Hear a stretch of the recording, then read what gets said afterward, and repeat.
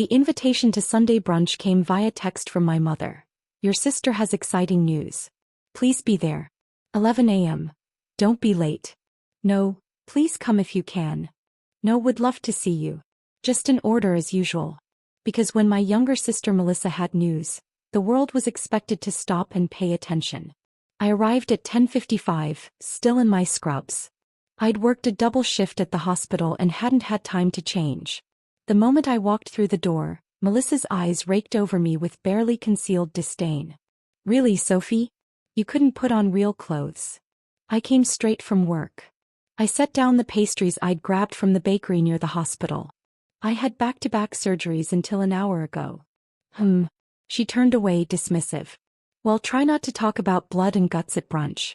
My boyfriend is coming and he's very sophisticated. I bit back my response. 10 years of this. 10 years of Melissa treating my career in medicine like it was an embarrassing hobby I should have outgrown. Mom was arranging mimosas on the patio. Dad was grilling. Everything looked magazine perfect, which meant Melissa had orchestrated every detail. He's here. Melissa squealed, running to the door like a teenager instead of a 28-year-old woman.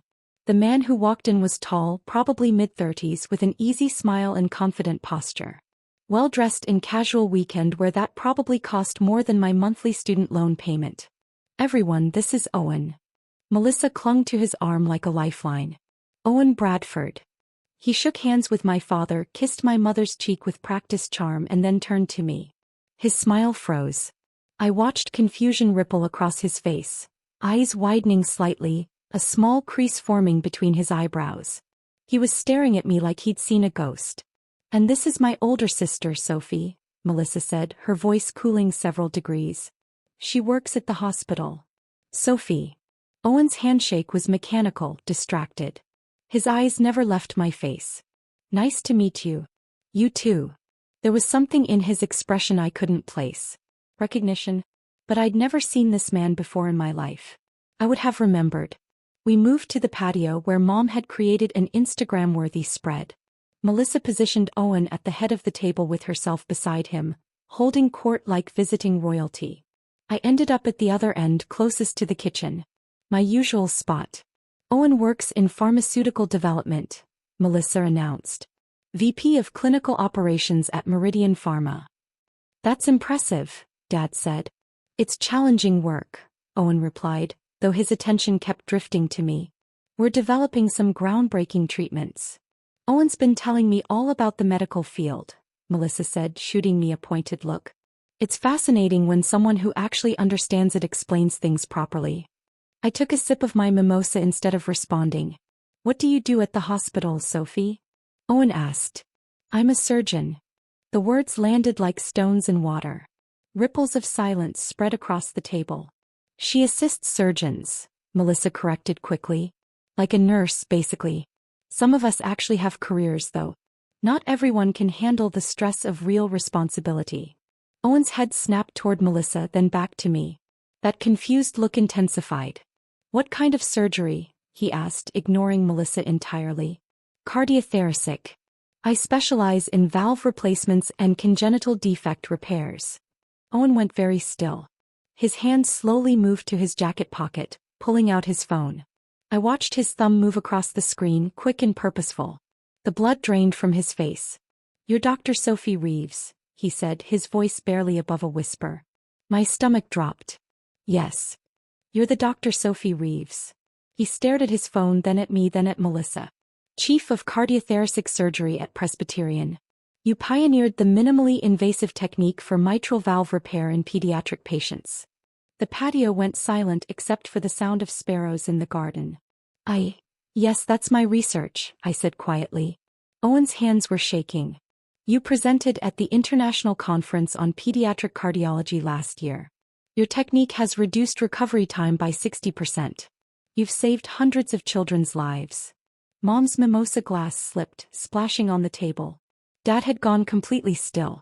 You're 32 years old and you're running one of the best cardiothoracic programs in the country, Owen continued, his voice rising. You have 17 peer-reviewed publications. You won the damn Denton Cooley Award for Cardiovascular Surgery Innovation. How do you know all this? Melissa's voice was thin, strained. Owen turned to her slowly. Because 3 months ago, our company partnered with Presbyterian to trial our new anti-rejection medication for pediatric heart transplants. Dr. Reeves is the lead investigator on the clinical trial. The world tilted. We've had 4 Zoom meetings, Owen said, each word deliberate and controlled. 4 meetings where I spoke with Dr. Sophie Reeves about protocol design, patient selection criteria and outcome measures. I never saw her face clearly. The camera quality was poor and she was always in surgical scrubs and a cap. He looked at me and I saw the exact moment everything clicked into place for him. You're the surgeon I've been working with for 3 months. You're the one who caught that critical flaw in our dosing schedule that could have harmed patients. You're the reason our trial is succeeding. Owen, Melissa started. You told me you worked in medicine, Owen said, his voice dangerously quiet. You said you were involved in pharmaceutical research. You said you understood clinical trials because you worked in the field. I do work in the field. I'm a medical receptionist. You schedule appointments at a dentist's office. Owen's voice cracked. I've spent 3 months thinking you had medical expertise, that you understood what I was dealing with at work. You let me vent about the Presbyterian trial, about working with some surgeon who's brilliant but demanding, and you never once mentioned that surgeon was your sister. The betrayal in his voice was visceral. You told me your sister was basically a nursing assistant, he continued. You said she helped out in hospitals but never finished her training. You made it sound like she was barely scraping by. Sophie never talks about her work, Melissa said defensively. How was I supposed to know? You could have asked her. Owen slammed his hand on the table, making everyone jump. You could have taken 5 seconds to Google her name. Dr. Sophie Reeves. It's all right there. Awards, publications, press coverage from when she saved that senator's grandson last year. Mom made a choking sound. What senator? Senator Morrison's 4-year-old grandson had a congenital heart defect, Owen said, still staring at Melissa. Every surgeon in the state said it was inoperable. Dr. Reeves developed a new approach. She operated for 14 hours. The boy is playing soccer now. Sophie. Dad's voice cracked. Is this true? I nodded, unable to speak. You saved a child's life, Mom whispered. And we didn't know.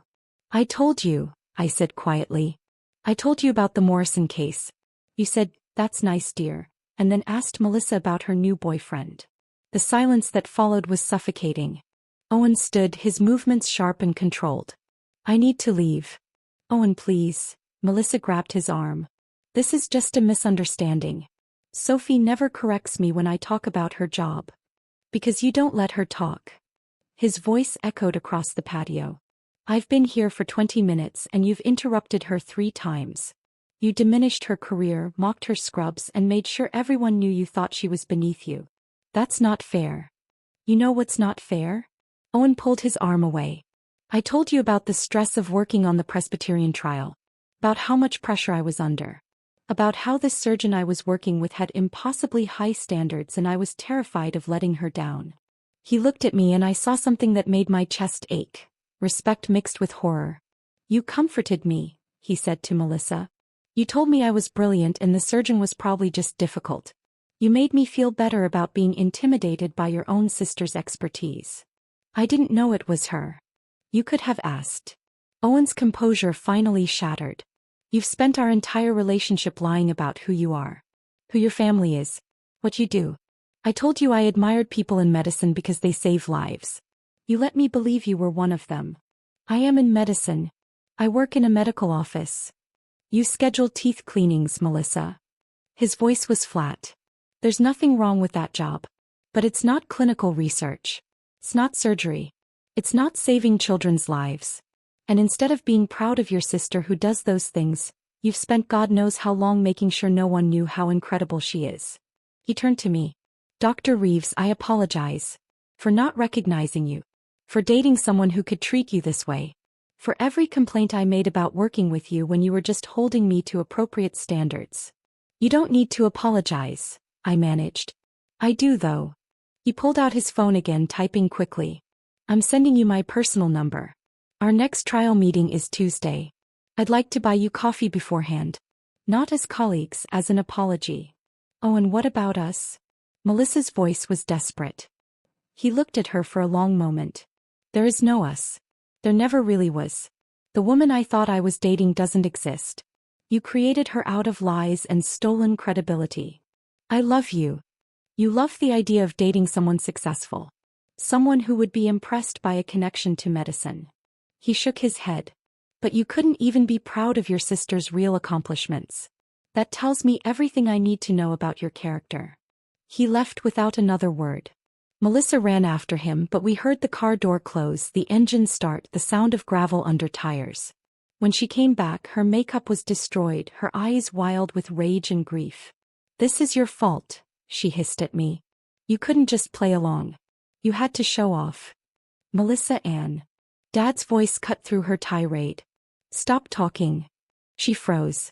Dad never used that tone. Your sister, he said slowly, is the chief of surgery at a major hospital? Yes, I said. You've won awards? Published research? Saved lives? Yes. Mom was crying silently, tears streaming down her face. How did we not know? I tried to tell you. For years. My voice was steadier than I expected. Every time I brought up my work, Melissa would talk over me. Every achievement I mentioned, she'd dismiss or minimize. And you let her. We didn't realize. Yes, you did. The words came out sharper than intended. You just didn't care enough to push back. It was easier to let Melissa control the narrative than to ask me about my life. I stood gathering my things. Where are you going? Melissa demanded. Back to the hospital. I have patient rounds in 2 hours. You can't just leave. Watch me. I made it to my car before Mom caught up, breathless. Sophie, please. We want to understand. We want to know about your work, your life. Do you? Or do you want to feel better about missing it all? She flinched. That's not fair. Mom, I've been chief of surgery for 2 years. I've been featured in medical journals, news articles, even a segment on 60 Minutes about innovations in pediatric cardiology. You've never asked to read a single article. Never Googled my name. Never attended a single lecture I've given. You never invited us. I invited you to my promotion ceremony. You had Melissa's birthday brunch. The hurt on her face was real, but I couldn't comfort her. Not anymore. I'm not angry, I said, surprising myself with the truth of it. I'm just done waiting for you to see me. I drove back to the hospital with the windows down, letting the spring air clear my head. My phone buzzed, a text from an unknown number. Dr. Reeves, this is Owen Bradford. Again, I'm so sorry. Your work is extraordinary. Your family should be shouting it from the rooftops. For what it's worth, every pediatric cardiologist I know considers you a genius. Owen.